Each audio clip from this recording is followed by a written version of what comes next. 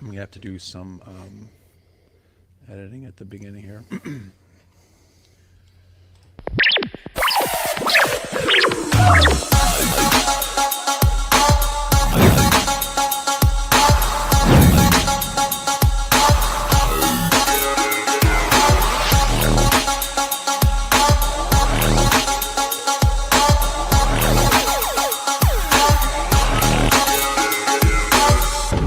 This station is now the ultimate power in the universe. What is up, my Scuttle buddies? Welcome to another live edition, sort of the Scarif Scuttlebutt podcast. We got a treat, another episode, another chapter, I guess, of Book of Boba Fett, but we are here doing the review. And thank you very much. I've got another distinguished panel of nerds here. We're going to be talking about the Book of Boba Fett, Chapter 2. What was the name of that chapter? The Tribes of Tatooine. The Tribes of Tatooine. I like that title, actually. It's it definitely, you know, I was kind of hoping that they would go in the direction that they did. Obviously, after last week's episode with the flashbacks going to and fro, which, you know, if you guys watched us last week, I wasn't too crazy about, but I think it worked out pretty well this time around, especially because it was almost double the time length. But again, let's welcome everybody in the chat. Feel free to drop a comment, and we'll put it up on screen. We're actually recording on Thursday night because I'll be in Florida on Sunday. But today is Sunday the 8th. No, Sunday the 9th of January. Welcome everybody to Scarif Not So Much Live. Thank you very much. So I'm gonna go around the table again like we did last time and just kind of get some quick words about the second chapter. We'll start with we have sorry I have to introduce our wonderful panel. Once again, we've got Coruscant Radio Underground. We've got Andrew. How's it going, brother? Going good. Thanks for having me. Not a problem. You are welcomed here on Scarif anytime. And to his right, we have Alan at Press Play Streaming Studios. Alan, my brother, how you doing? I am doing very well. Thank you so much for allowing me to set in with this very esteemed panel. I will try to live up to your expectations. Wait a minute. Let me wipe that off. That's what I was going to say. Exactly. Well, thank you for joining us on short notice. And General Shinobi Selena, both of our co-hosts. How you doing, dear? Did I say you could come to Florida, to my state? No, I'm joking. Welcome. I'm doing here. good. I'm like, woo. I found $20 today on the streets. Very nice. Day. Yeah, it's a lucky day. Very nice. Are you sure you found the $20, or did a gentleman throw it at you? No. I found it. Oh, okay. That's my other job. Excellent. All right. That's good. Yeah. Moving right along. Barely. And now for something completely different. Yeah. You notice, Alan, we have no rails on our show either. So yes. So chapter 2, Book of Boba Fett. What'd you guys think? I'm going to start with Andrew. He's the thinking man's nerd, and I'd love to get his 2 cents on this. What'd you guys think of chapter 2, Andrew? I really enjoyed it. There are still a couple of little hiccups, but you know, a lot of times in TV, you just get those things that are just don't sit right. I mean, even The Mandalorian has things like that. Sure. You know, when you go back and look at Amy Sedaris' first appearance in The Mandalorian, everybody went, what the heck was up with that? Yeah. And but I loved it. I love this episode. I think they did a lot of really, really great things in this episode. There are definitely a lot of little Easter eggs that were really cool. We'll get to those promptly, I'm sure. But Alan, what did you think?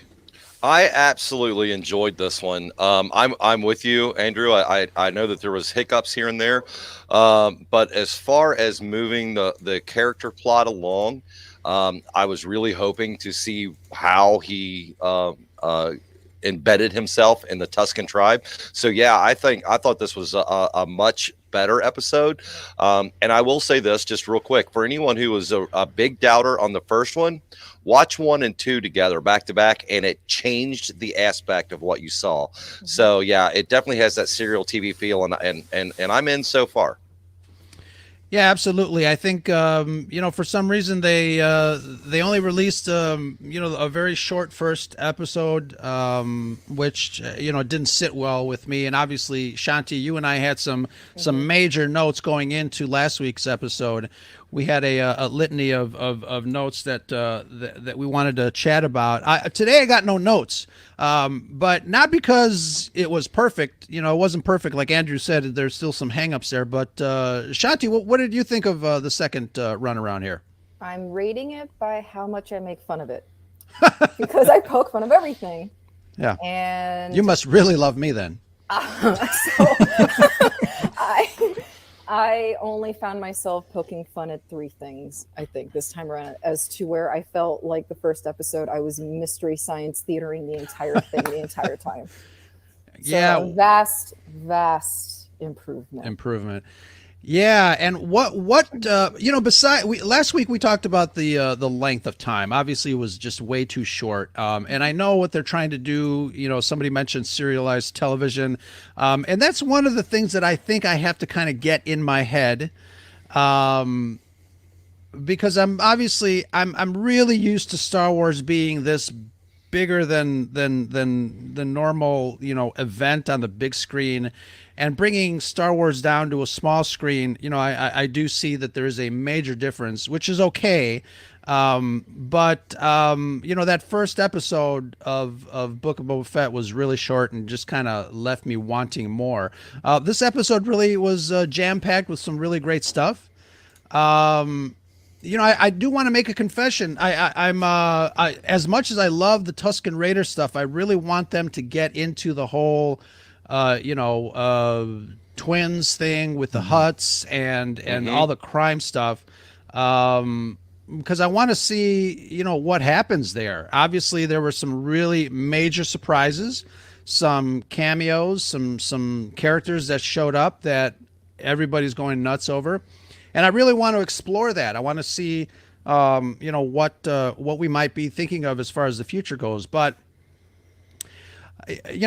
Andrew, you said it last week regarding the flashbacks. That I do seem to think that they're going to be very pivotal going forward to how these Tuscan Raiders, relate to Boba Fett as a character. I guess as a new character, or someone who has been transformed. Right. No, I think so. I think these are really pivotal scenes. And to this point, I like what they're setting up with the stuff that's current.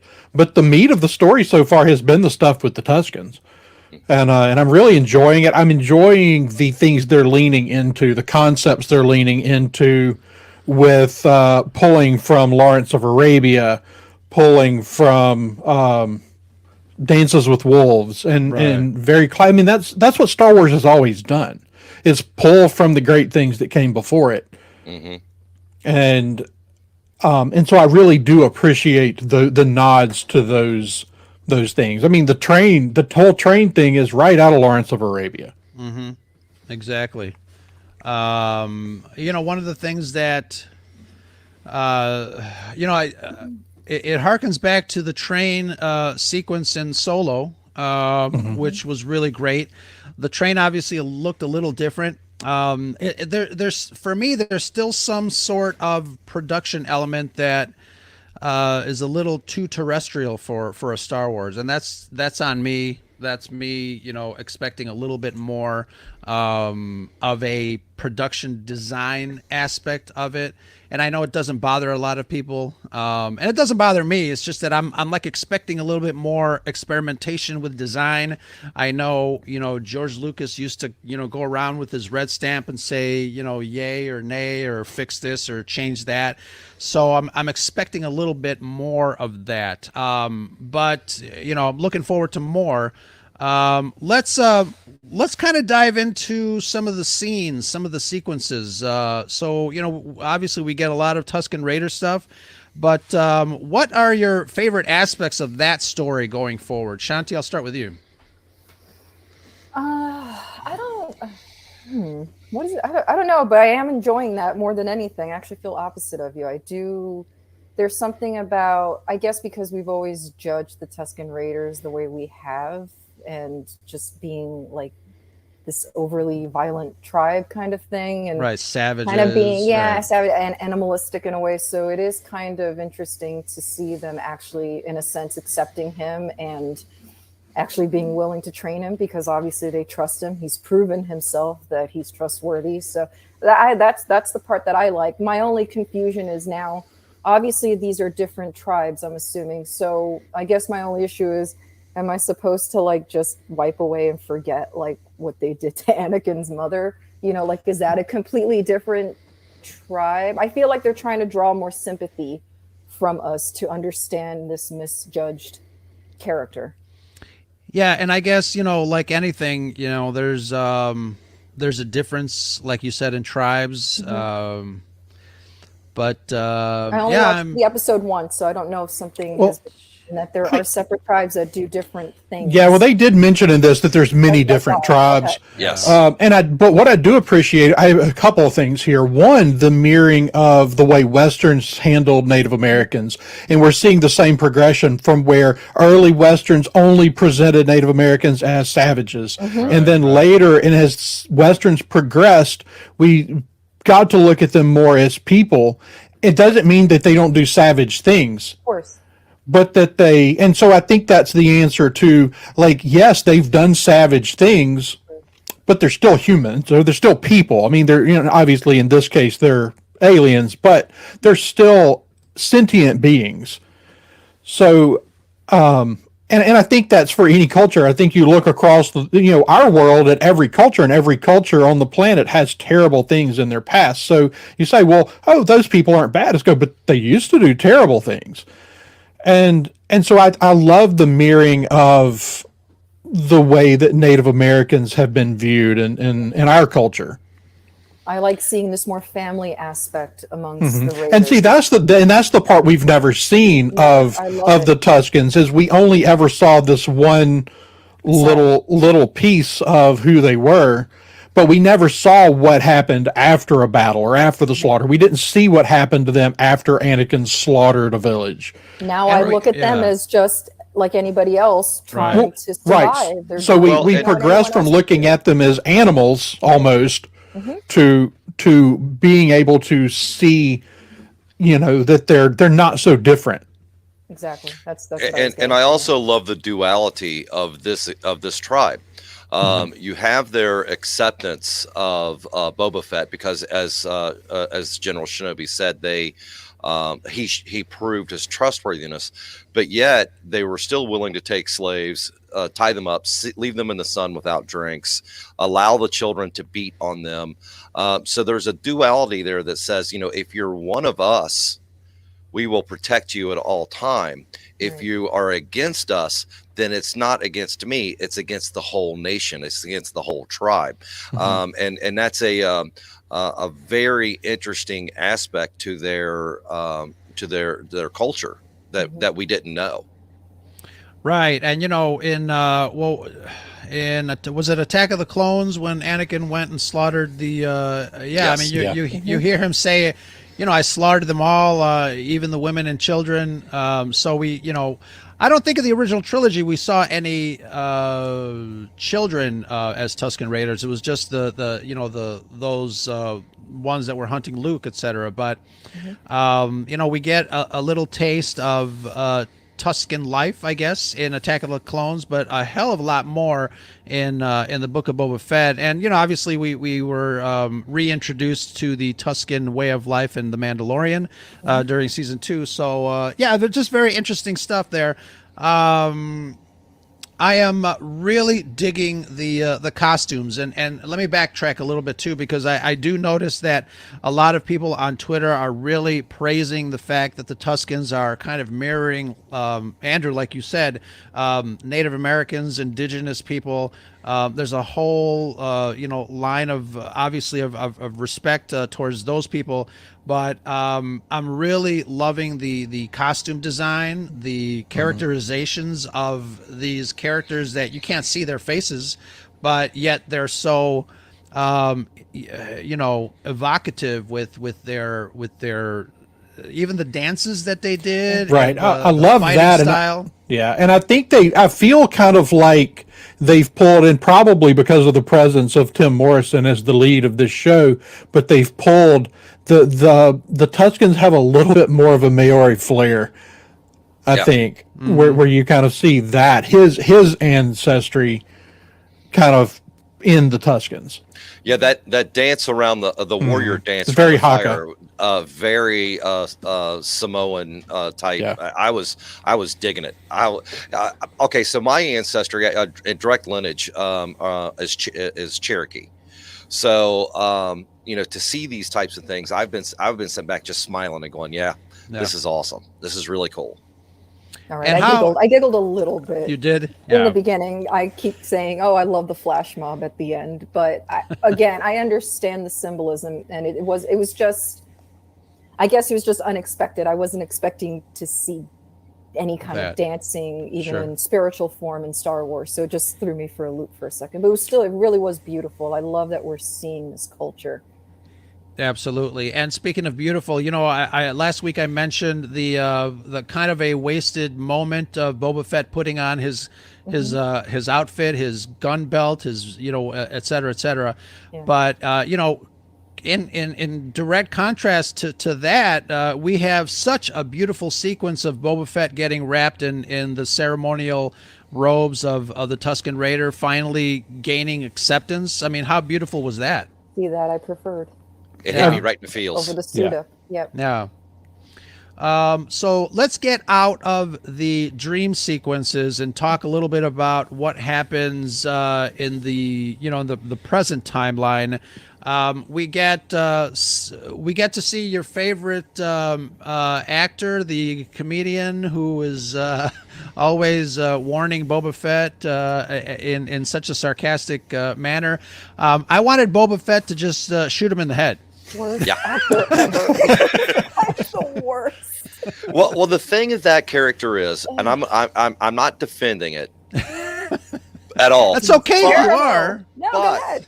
No, but it achieved exactly what it should.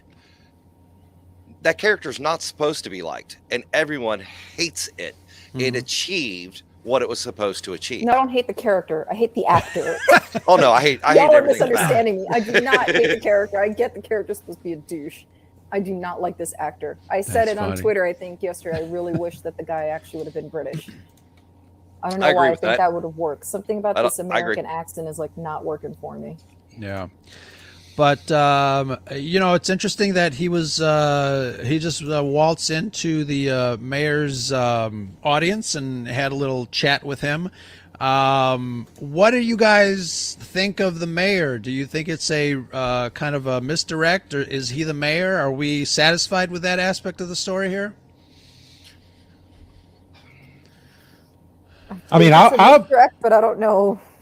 I think it's the mayor. I think that there's Somebody a lot more things going on behind the scenes than Boba's aware of yet. Right. Right. I think that he's, we've seen the twins now, but I think that there's some undermining of the whole system already going on. I agree. So this guy's the mayor, maybe for now. It And does, it was my idea that the twins were there because the mayor contacted them to say, hey, this is what's going on. You may want to get here. That was my feeling. So they're in cahoots. Okay. I could Let's do that. let's touch on the twins. When I saw them kind of turn the corner, I'm like, oh, this is great. I was kind of afraid that from a special effects aspect that they were gonna look a little crappy. But when they started coming towards the camera, and you see the level of detail, they look pretty good. I think I was not surprised, but I guess I was pleasantly surprised that they did not look as bad as Jabba did in the special edition. But I think they looked a lot better than we have been used to as far as these giant Hutt characters. And I felt bad for the people holding them. No doubt. I was counting them. How That many was does the it second take? thing that made me laugh, because you're seeing them, they're struggling, they're doing it on purpose, Right. obviously. But I love that aspect of it, because they've I will taken always love any humor that's in Star Wars. right. Yeah. But we've also shown, like, they're doing this to these people because they can. It's a show yeah, of power, exactly. because you're in a world, you're in this place where there are repulsors that could just carry that barge around, right? yeah. I mean, Like, they the don't. joke was like, there's wheels in space, right? Like, Right, but I mean, wheels in you know, it could be a Star Wars. repulsor sled or whatever, but no, they're carried on the back of their slaves. I also love the fact, and it was just a small detail, but the cart that they were being carried on was actually bowed in the middle. I thought that Yeah, was yeah. a brilliant touch. Right. Yeah. I thought that was a brilliant touch. Yeah. I'm with you, Ro. I was really afraid that animation was not going to be able to be pulled off. And for me, what sold it was when they actually showed them talking. The way they animated the mouths and the facial features and the expressions, they got it. I think they did a great job on that. I think so too. Great job. I think so too. And I love the fact that do we have names for these characters, the twins? I don't think so yet. I was actually Not trying yet. to look that up, but I don't think And- we've been given names yet. At I least think it wasn't Zero. Right. Yeah. But that Hutt did have a tattoo on his bottom lip, just like Yes. Alan. Well, these could be Zero's children for the, but if we go back to the family thing Right. here, they're Jabba's cousins. These could very easily be Zero's children. Correct. Yeah. I want That's to talk correct. about the Chewbacca on roids. That's what I want to talk about. Oh, Yeah, absolutely. yeah, I was yeah. going to ask that question also. So obviously, when he came out, he's one of those characters in the comic books that is instantly recognizable, and I want to say I'm surprised that he made his live action appearance, and he looked phenomenal. He looked amazing, and I love it. Somebody on Twitter said that I was watching it, and my mom's asked, "Is that evil Chewbacca?" But yeah, I mean, I don't think I can pronounce his name, Me neither. Not even but they call him Black K, right? Yeah. Yeah. So, which obviously opens the door for one of his cohorts in the comic books as well to make an appearance. But again, this is Dave Filoni's way of telling stories and bringing things from other mediums into the world of live action Star Wars, and I'm all for it. So I'm looking forward to, if they do introduce the character that I'm kind of hoping that they do in some form or fashion, that would be awesome. But yeah, what would you think of? I'm actually surprised that there was no gun battle, and I'm maybe they're saving that for the next episode. But that would have been amazing. Yeah, I mean, I kind of like the way they've been setting up this criminal. Like we've always dealt with the fact that the criminal empires existed. But we've never really gotten into exactly how they're structured. And now we're seeing that they're way more, that we're kind of leaning into kind of the Godfather aesthetic. There's not a gun battle because, one, the Hutts don't have to. They're just proclaiming that they're in charge. Right. And kind of leaving it to Boba to shoot first. And as soon as they leave, Fennec says, we're going to have to get permission if you want to kill them. Yeah. Yeah. Because they're made, right? They're made men. Right. So, And I love that. Me yeah. too. Yeah. So, I'm really hoping that Andor touches on a lot of this stuff as well. And I'm pretty sure that they will, not only the criminal underground, but, some of the gray area that we're not used to when we talk Yeah. about the rebellion. So I'm really looking forward to that. I can't wait for Andor. Yeah. So what else is what else do you guys think is happening in Garcias Bar? I know, when Boba Fett and crew stepped in and asked questions. That's when we started hearing the drumming, where the Hutts came in. But what's going on in there? I think it's a front. Well, it is. It's a front. I think she's kind of caught in the middle. All she's wanting to do is this is just totally my opinion.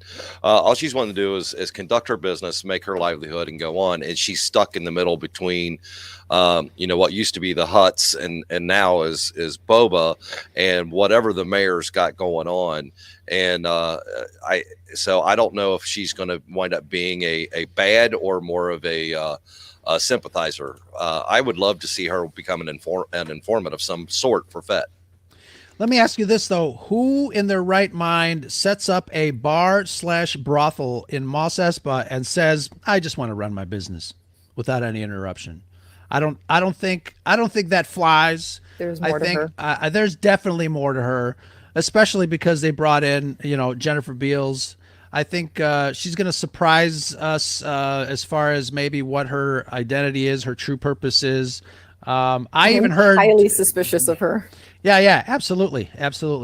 I did playing hear both sides towards the middle, maybe.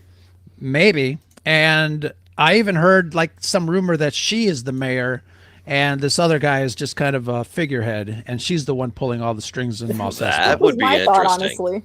That would be very interesting. I would accept that twist and be happy with it. Yes.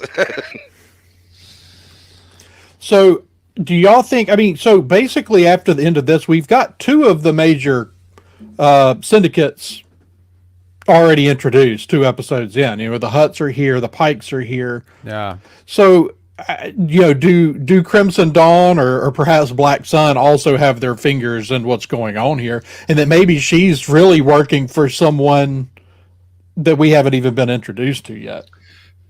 If they bring Crimson Dawn in through this, and she happens to be working for them, then that would be more than this Star Wars nerd could hope for. Yeah. If do you guys think that Kira will be introduced, at least mentioned? If they bring Crimson Dawn in, she's at least getting name dropped. Right. I would say so. Yeah. This is like roughly 16 years from the tail end of Solo. It certainly works. Right. Absolutely. Again, this has kind of all the workings of setting, the stage for a lot of cool things here. And I know, I read somewhere that this was just kind of be a one-off season. There are no plans to kind of continue the story. So obviously, the Filoniverse crew have already planned out what's going to be happening in the 7 episodes here. Next week will be, almost kind of like halfway through.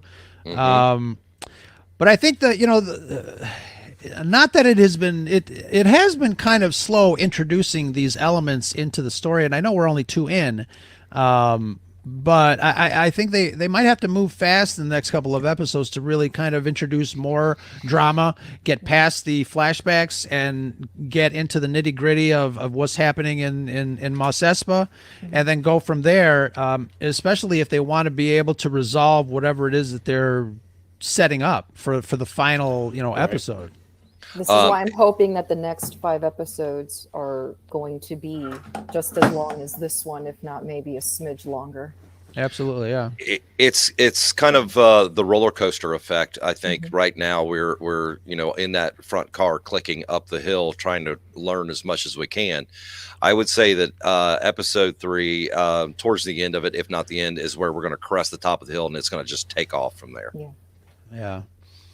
So last week we also talked a little bit about this show is kind of structured as a character study on Boba Fett. I'm seeing some chatter too on Twitter, and I was on a space last night talking about this. We are seeing, especially in the flashbacks, we're seeing a lot of sequences of young Boba Fett. We see in this dream sequence, we definitely see, the ship flying off of the platform, and it seems like it's maybe around the same time or after that he fought Obi-Wan Kenobi. Somebody was saying in the space last night that that somehow they're going to tie all of this stuff, especially the flashbacks where we see Kamino, to Obi-Wan. Do you guys get any sort of like feelings of connections there? Why are we seeing Kamino so prominently in both dream sequences? I mean, for starters, it's just his home. It's where he's from.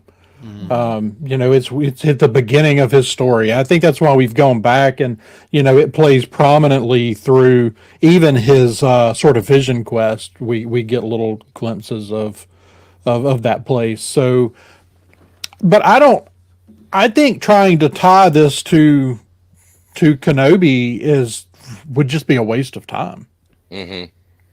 Sure. I mean, sure, they could come up with some really interesting way to tie it together, but I don't think there's any reason to. We're dealing with times pretty far apart. Right. Obi-Wan's not the one that kills his dad. So there's really, I mean, yeah, there's that fight there, but which he's involved in with Obi-Wan, but it's There's no reason for him to have any kind of quarrel with Obi-Wan that it would tie Right. to it. Other than the fact that he totally hates the Jedi, period. But that's about it. I don't know. You're talking about a Mandalorian. Do you need anything more than that? This is true. I mean, I'm just seeing this as he's been through a whole lot, and this is a form of PTSD, and the pod that he's in is just bringing this all out through his subconscious, and that's all it really is. But I agree. What purpose is it serving? Well, you just said that he definitely Oh, hates yeah. the Jedi, right? Right. Could he be somehow could he be one of the Inquisitors that are after Obi-Wan? I would say not an Inquisitor, but I would not be surprised if he wasn't hired to be looking for Obi-Wan. Right. The same way that he was hired to look for and capture Han. I mean, they connected Mandalorian to this, and it's spun into Book of Boba Fett. So I guess it wouldn't surprise me if they are trying to tie this into whatever's the next series that they're coming. I don't out with. think it's going to be like a huge tie-in, and I could be Yeah. wrong on that. But I do believe that just about all of the shows, there's going to be elements of it that will touch Obi. They're going to model Yeah. it. Well, I think the elements that tie here, though, are probably how Obi-Wan is going to wind up relating to the Tuscans, especially since he, lives out there alone. He's a hermit. He's going to have encounters with the Tuscans. So I think that's really probably more likely our connection. I really think that this is setting up, and I think the reason this is a one-off is I think that we're going to establish Boba Fett's future role in Star Wars. And from there, he can show up in any number of series. I think can that's see that. a great in which observation. timeline? In which era though? Because obviously we don't see him in the sequel trilogy anywhere.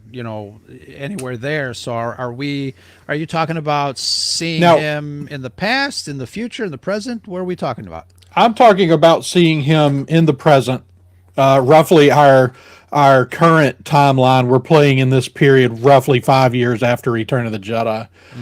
So I think whatever he establishes here, whether he successfully takes over this crime syndicate, this part of the Hutt Empire, Jabba's empire, really. So if he takes that over successfully, then we can see him, especially if we're fixing to do other shows tied into the underworld. Right. And we're in a power vacuum.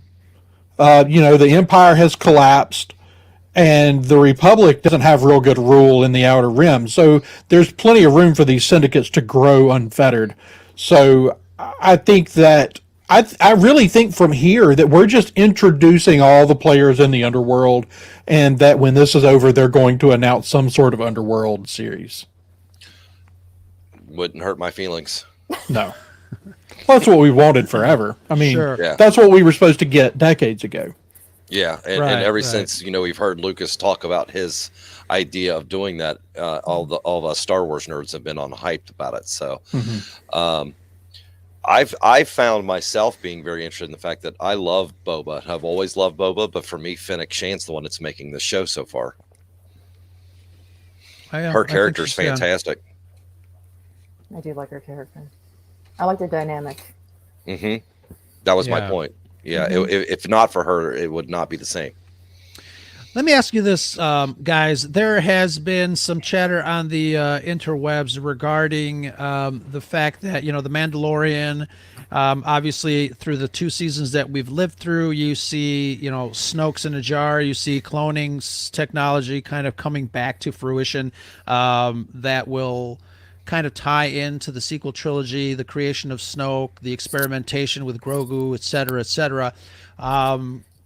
We've seen some of that chatter for a while. Do we see the same thing happening with Boba Fett as far as having the Dave Filoni and Favreau kind of creating some sort of connective tissue between the era that we're living now and then the events of the sequel trilogy? Or did Disney kind of shoot themselves in the foot by creating the Disney trilogy way off in the future and kind of solidifying those chain of events, and now they're kind of stuck with that?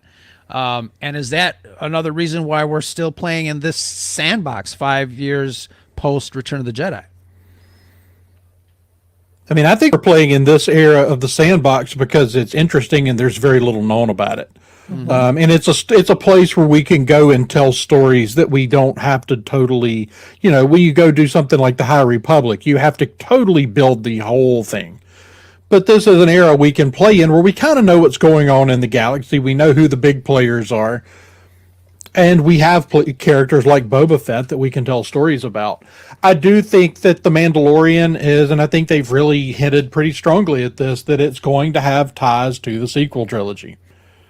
I think this is a totally separate thing. I think that this is the beginning of telling a story where they can, because you can go tell underworld stories, from 5 years after Return of the Jedi till well after the sequel trilogy, if you want to, on the criminal empire, once you have established who the players are. Right. I can see that, definitely.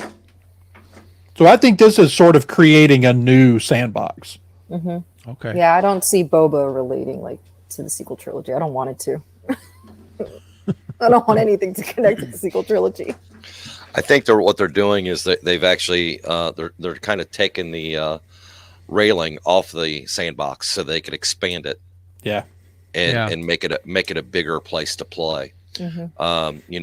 I've always said if they wanted to, they don't have to rework or rewrite or cause the trilogy to be not canon anymore, or whatever the case may be. It's a huge galaxy. Right. While this is going on in one corner, they could be doing something somewhere else. Sure. And that could be, part of the sandbox is just saying, hey, we're going to connect to that, but we're also going to go, into the outer rim because, we've got Thrawn and we've got all this other stuff that's coming. So it's going to be interesting what they do over the next few years. Yeah.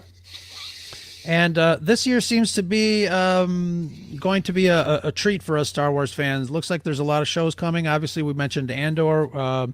The next season of Mandalorian, I think, is also dropping late in the year. Mm-hmm. What else is coming out? We've got Ahsoka. Obi-Wan. Now, I don't think Ahsoka is Ahsoka's slated till 2023. Yeah. Slated to release or slated to shoot? Because I don't even think they're even shooting. They're not, and the next up to shoot is supposedly The Acolyte. Right. And I think they've already started some... I read... Somebody told me that it was principal photography, but then I learned that they were just screen tests at this moment at Pinewood. Yeah, Pinewood. So, yeah. What else is coming out this year? Bad Batch season 2. Right. As far as live action, I think you've got. I mean, they're talking about releasing. Are they talking about releasing The Acolyte this year, or is it going to be early 2023? I've heard both. 2023. Okay. Yeah. Okay. So, I mean, this year we've got this show, Andor and Kenobi. And it would Yeah. make sense if they, if they've been kind of, tiling the releases and the episodes all the way through so they don't lose any viewership. A lot of times, I remember when HBO, was airing The Sopranos, as soon as The Sopranos stopped, everybody canceled their subscriptions until it started up again. So I think this is kind of, from a business standpoint, is a kind of a smart way of doing it. Have these shows kind of spelled out so nobody drops off. Yeah, I mean, between Star Wars and Marvel, I mean, you're really gonna have something going almost year round. Yeah. So let's talk about that little lizard. What was that all about? My worst nightmare. Another tribute to the indigenous cultures. Yeah. Of course they did it in a more Star Wars fashion, but Right. sitting around and smoking the hash pipe and having your existential trip to find to find God and whatever. I mean, that's fantastic. But again, I had trouble getting through that scene because of the effects for some reason. I don't know that scene. You mean the sequence with the And he was tree, actually- and yeah, then all of the it. flashes to It the was Sarlacc beautiful. inside the Sarlacc, Yeah, and that was awesome. I loved that, the Sarlacc. But something about the production aspect of that scene. I didn't like it very much. yeah, I would kind of have to agree with you because I'm always expecting a bigger, grandiose sequence of shots. This one did have some of those. You had obviously a grander shot of Mos Espa. You had the train, which was really cool. At the beginning, you had Jabba's palace with that flyover. Some of those shots, I wish they would stay on just a little longer. Those flyover shots they- are beautiful. Yeah. But again, those are just nitpicky things there for me. But you But, see, I don't General? think that is nitpicky. No, wait, I don't think that is nitpicky because here's my issue. No, this makes me really upset because I've loved Disney for a long time. This company has been around for a very long time, okay? I love them very much, I do. But I'm also the first to admit that they are greedy.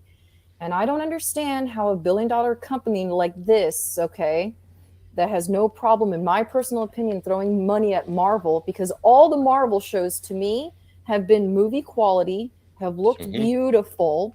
I'd have to What agree. is your problem with Star Wars? I don't think there is an issue with them looking more like movies. Netflix, Prime, HBO Max, all these streaming platforms, all their shows look like movie quality. So don't sit here and tell me that, oh, it's because it's a TV show. I don't think that's can be an excuse anymore. So much money's being pumped into TV now.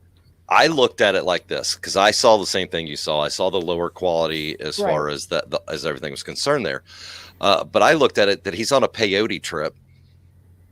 It's not going to look like what you see out the window when you look at a tree. It's going to be more animatic. It's going to be more fuzzy around the edges. But even those when things. he's making the gaffy stick, the way that was edited, I couldn't take that seriously. It looked so goofy. Again, Well, like, okay. and Again, it was supposed to be such a beautiful spiritual moment, him forging that stick for himself, and the little flashes and the way it was edited and cut. I was just like, I'm not going to disagree with you on that, but as far as the actual lizard trip, I didn't have a problem with it because that's the way I looked at it. I didn't have a problem with it. As far as the animatics and so forth were concerned, because to me, that's what a peyote trip may look like. Somebody mentioned that that the Tuscan Raider probably went to Home Depot to get that chisel, and it wasn't very Star Warsy. I guess they had a problem with the chisel not being sci-fi-ish enough, which I get, and I think that's one of my main gripes. Especially going into the first episode of this show, that it's like the production design for me was just a little bit subpar. and George Lucas always had this thing that, we're going into Star Wars and it's a lived-in universe. Nothing has to be shiny. Old sci-fi was like shiny spaceships and this and that. This has to have a lived-in look. And I know they're on Tatooine, but it still looks Too pristine. too shiny for me. I want it to look gritty. Look at the bar at Anchorhead with the fight with the were they Weequays? Is that Nikto. the race? Niktos, yeah. So that was it reminded me of a bar fight on Star Trek: The Next Generation. Oh, you just hurt me.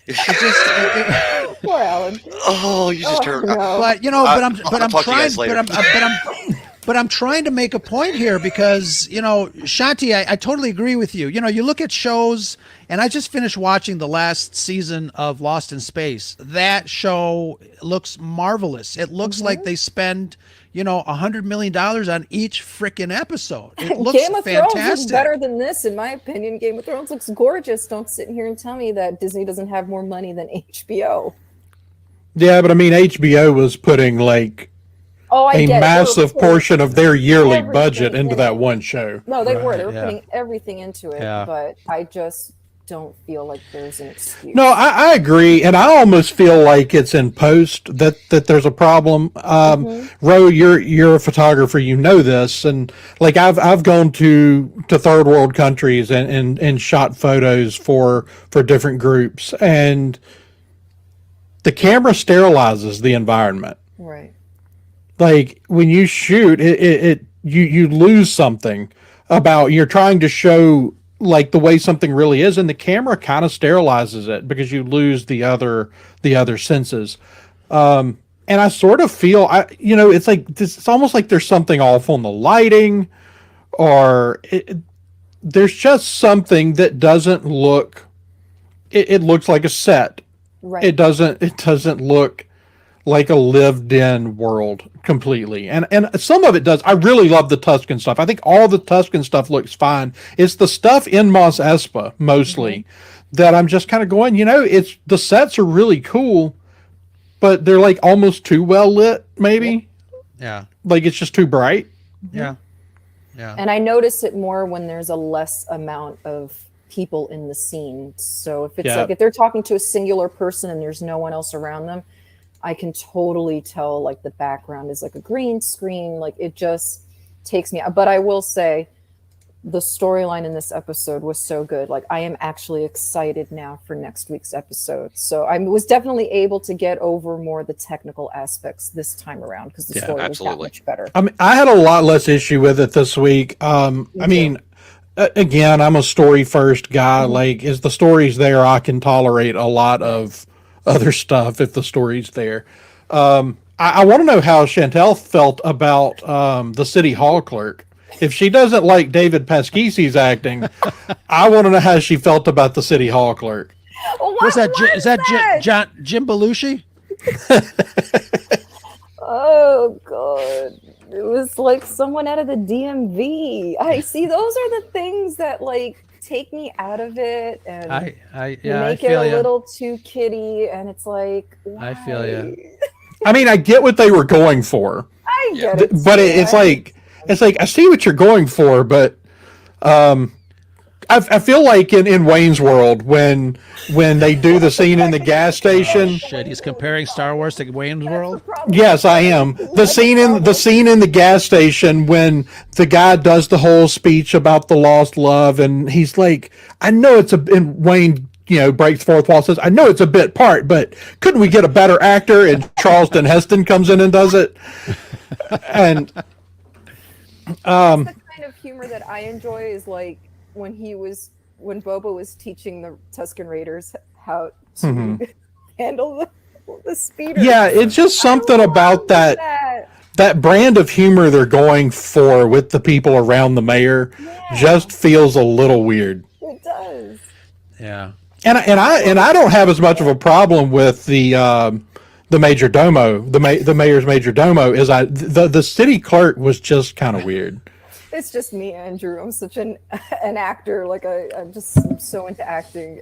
It just takes me out of it. He looks like the guy that got fired from Marshalls I will say this: took a job here. the director makes a difference because I don't know if I want Robert Rodriguez to touch any more episodes because this was a different director, wasn't it? Yeah, It was. I like Steph this Miller, so I think. much better. Yeah, she's good. You know, the thing about Robert Rodriguez, and I'm a big Robert Rodriguez fan. I'm a huge fan. Depends what it is. You know, whether it's his directing style, whether it's, I was, reading about how he got El Mariachi off the ground, big admiration for that accomplishment.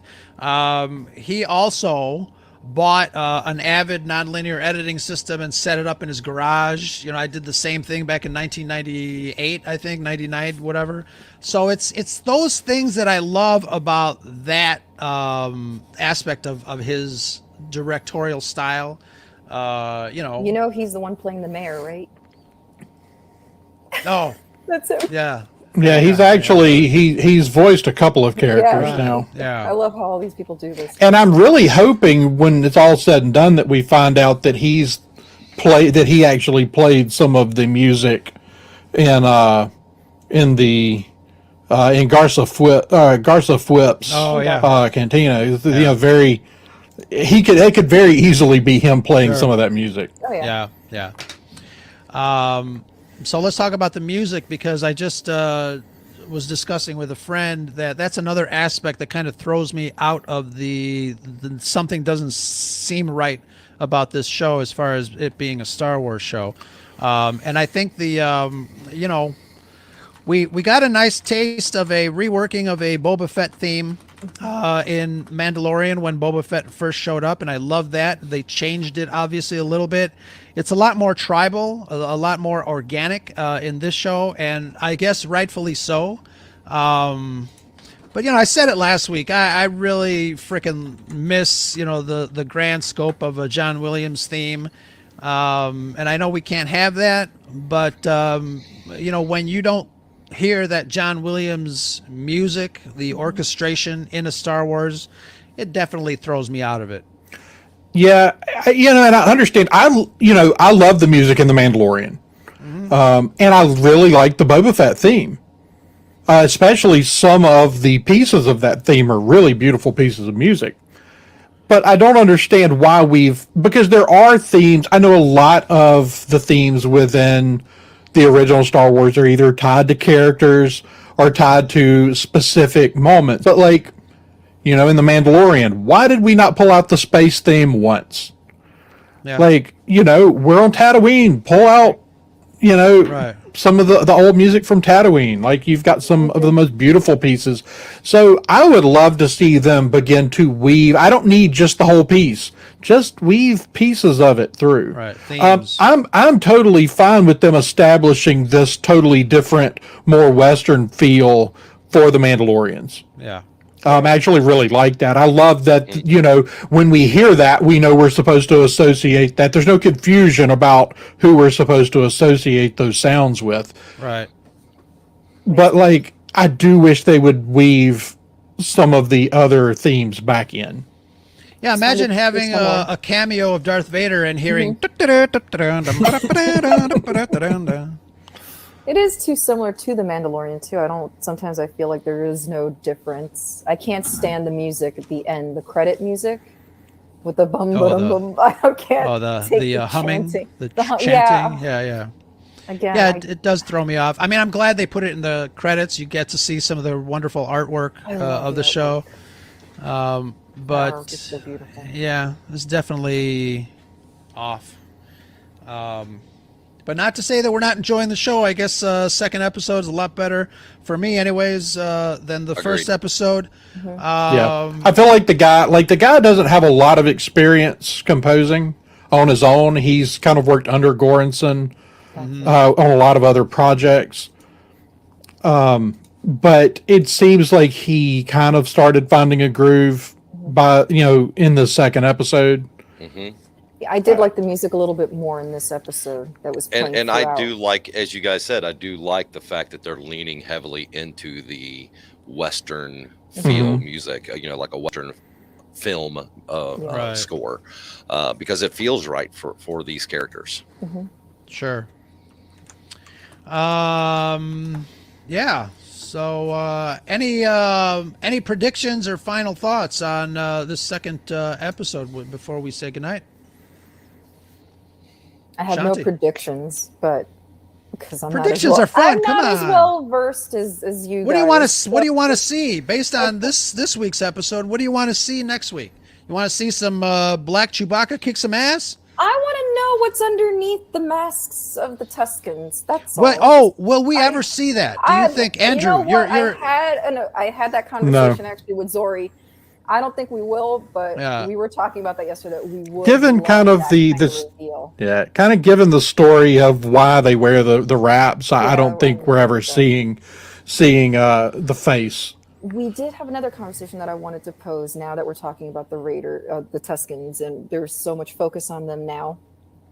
Do you think that they are all the same species under there?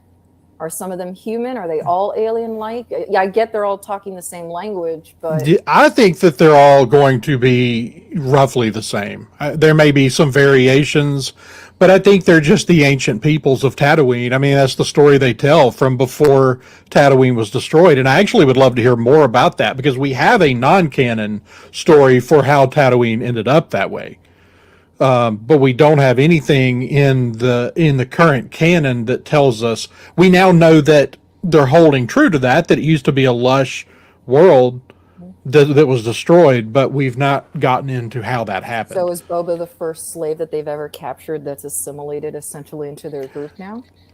I don't think, probably not, but I don't know. I also don't know if there's any reason, like if you get into why they wear the wraps, I don't know if there's a reason for someone else. I mean, they don't wrap him like they wrap themselves. They wrap themselves that way because they have to, because of the exposure will kill them. So I don't know. I mean, they can certainly flesh that out any way they want. We don't have hardly anything there, but I think that it's going to be a largely homogenous group.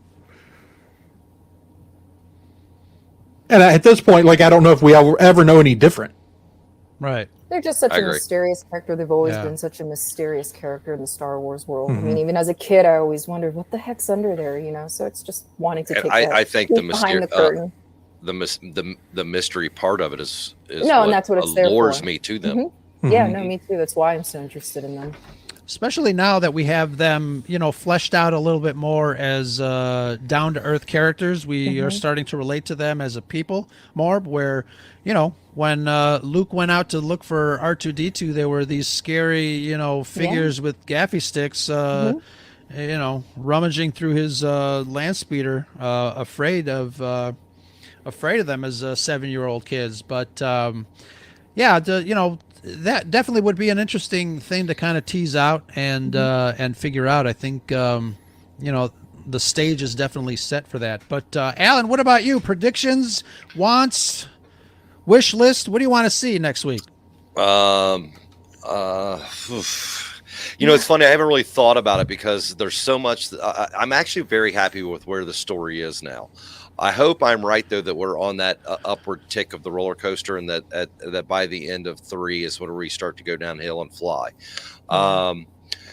Just more of the same as far as building, but let's get these other crime lords in there and get this established so that it can happen. And yes, big black furry, not Chewbacca. I cannot wait to see him. I think he's going to probably do a follow-up attack on Boba and Fennec when they least expect it. It should be a lot of fun. Yeah, I mean, I love that character. I'm glad that I want to see him show up. But I mean, the Hutts knew who they were showing up to face, Right. and they showed up with one Wookiee. Right. They're setting him up to really be something. Yeah. Oh, yeah. Absolutely. Besides that, Andrew, what else do you want to see? Any predictions? Where are we going here? So I think that now what we have to establish before we get into the real downhill run is Boba needs allies. And so I think that we begin to see how he reaches out to the other groups within Mos Espa. And we've seen those scenes around the table in some of the trailers before the Yeah. the series dropped. So Yeah, Do you so think he would use Tuskens at any point in time in the future? Do you I think mean, he'll they could certainly be. So the Tuscans, and I made this comparison on our show. The Tuscans are very much there's a Dune parallel here. Okay. The Tuscans are at this point are very much the Fremen, Okay, I can see that. and they could very easily wind up being his upper hand in this battle because nobody knows the planet like the Tuscans do, Right. especially once they're armed with with more modern weapons and machines. So I think that is I think they're drawing a really, really strong Dune parallel. I mean, Tatooine has always been Dune, right? Right. Like George Lucas ripped Tatooine straight from the pages of Frank Herbert's books. And I love that we're now kind of establishing that they're essentially the Fremen. So I'm curious to see how far they will take that parallel. right. And also to add to that, simply because no one other than Finnick knows the relationship between Right. Boba and the Exactly. Tusken So Raiders. that's why That's I like say that could- that's like his ace up his sleeve. Mm-hmm. So yeah, that's a Right. very in your very interesting back concept, pocket. guys. I Mhm. like that. I like that a lot. This episode really made me excited. I'm Yeah. so actually really pumped for next week. It's amazing Yeah. what an So episode can make the difference. it's just a mere 7 days changed our minds. Yeah. Definitely excited. That's fantastic. Looking forward to episode 3, Sunday, Monday, Tuesday, Wednesday, in a couple of days from this airing. Very nice, very nice. So let's go around and say thank you to everybody, and we'll start with you, Alan. Where can folks find you when you are not on the Scarif podcast? Well, on Twitter, you can find me at Alan Press Play 1. We have our Thursday night live stream on Press Play Streaming Studios. Thursday of this week, we are doing a John Carpenter look into why Mr. Carpenter's movies have such a hard time at the box office, but yet continue on to be fan favorites. So 4 movies in general that we'll be looking at is, of course, we'll have to mention Halloween, but The Thing, They Live, and Big Trouble in Little China, all of which failed miserably at the box office and have lived on to have a great cult status. Thank Yeah. you for the thing. You're welcome, my friend. Loved the movie. It's one of the greatest horror films of all time. Loved it. Absolutely, and he's another director. We're just mentioning the Robert Rodriguez playing music on his projects, but John Carpenter's another director that is a man of many talents. Yes. Obviously, composing the music for Halloween, that wonderful, scary 3-note march, Jason's theme. Absolutely wonderful, wonderful. Looking forward to that. Did he just call him Jason? He did. Oh my God. My All right, God. this is where we get to go back and edit. Cut. And I was just watching the movies that made us, and they were talking about the history of how they came up with Michael Myers, which is dare you. freaking awesome. You still got it wrong.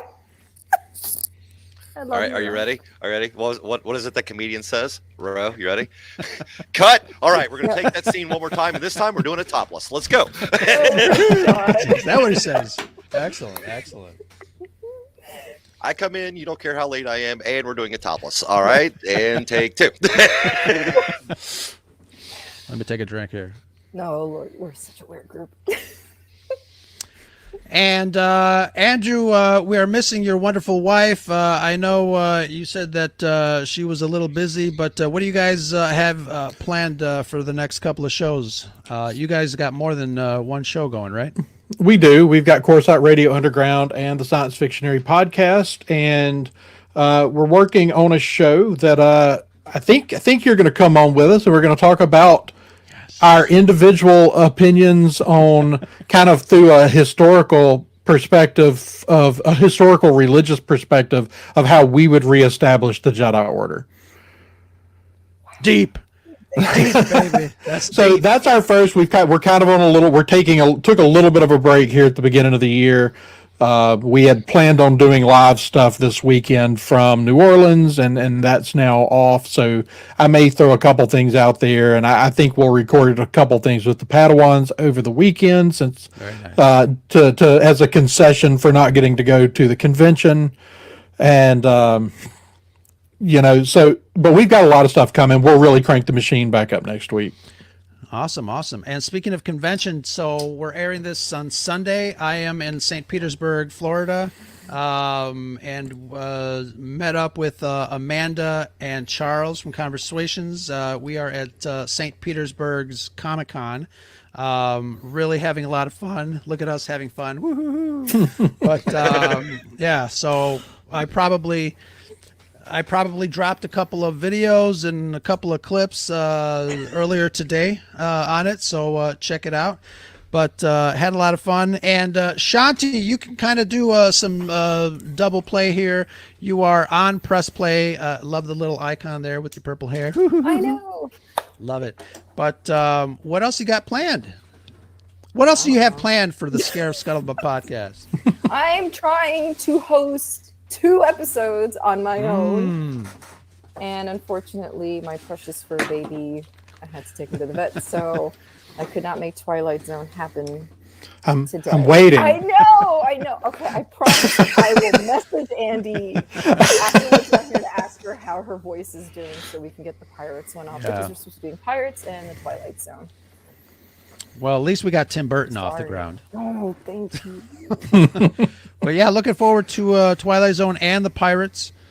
That should be a really good episode. And but I got to continue with my Star Trek viewing, so we can do another episode on Star Trek. Absolutely, we already have really enjoying it. we have a new podcast that contacted us, and we're going to be talking about Star Trek. I think our 3rd episode on the topic. Our first 2 did fairly well for a Star Wars podcast Yeah, show. I'm surprised. Yeah, Well, we've still got to get you on right away to talk Deep Space Nine as Yes. well. David forward to finally that. finished it. He marathoned through the whole series, and I think we're ready. So I'll get with you about that too. Awesome. And I think I'm also waiting, speaking of marathoning some old TV, I'm waiting for Nick to finish his run on the original Battlestar Galactica. I want to do a show with him talking about Battlestar Galactica. There's a lot of parallels there with Star Wars, obviously, some crew members that kind of crossed the stream there with special effects, et cetera, et cetera. So I'm looking forward to all that stuff. We got some good stuff coming, don't we? Yes, sir. And we can all be found on the Red 5 Network website, and check out Red 5 Network's Twitter page. The pinned link has all of our 30 plus shows. Check it out if you guys are interested in listening to some great content and watching some great people talk about nerd and geek stuff. We're all in there. We got Magic the Gathering. We got some movie reviews, some deep dives, some comic book talk, and all sorts of wonderful things. But absolutely, wonderful Red 5 family. Check us all out. All having some fun here on the Twitterverse. And again, I know I get made fun of, but if you guys want to leave us a voicemail, give us a call, please, at 773-234-8659. Everybody in the chat was wonderful tonight. I loved it. Even though we're not live, they are live, and we appreciate every single one of you. Thank you so much for joining us tonight on the Scarif Scuttlebutt podcast. Book of Boba Fett refresh. Talk to you guys next week. Looking forward to another episode. Let's see what happens. Hey-o!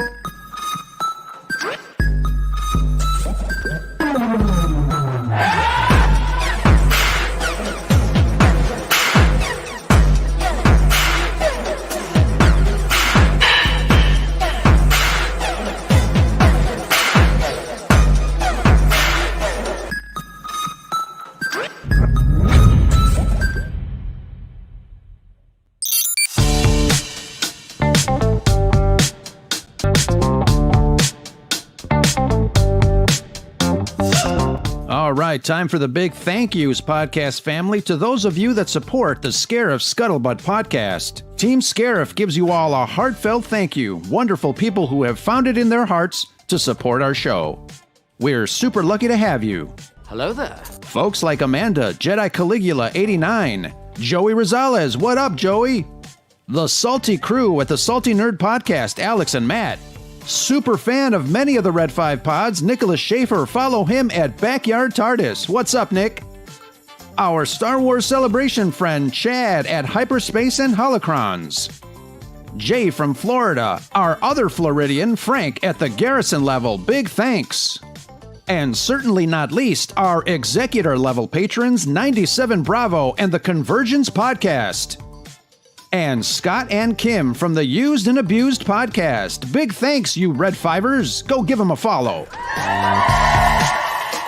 Huge respects to all our patrons for your support. And if you want to become more involved in the Scarif Scuttlebutt community and feel like becoming a patron, head over to patreon.com/Scarif Scuttlebutt. And remember, we can't have the scuttle without the butt.